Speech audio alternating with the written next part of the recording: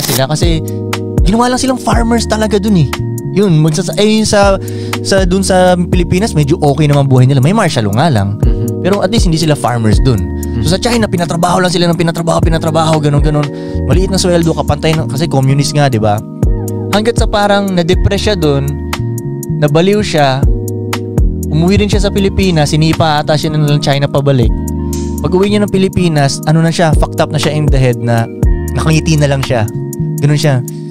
Ganun lang siya, nakangiti, na-fuck up na talaga siya. Sobrang depression. Hindi na siya makaalis sa China tol eh. Hindi sila nakaalis lang ata sila noon dahil sinipa na sila ng China pabalik papuntang Pilipinas eh.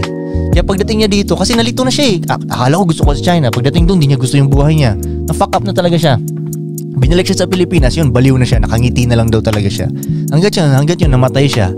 Tapos, pagkatapos ng kwento ni tatay na yun, sabi niya, so ito nga yung kauna-unang hijacker na na kwento sa Pilipinas.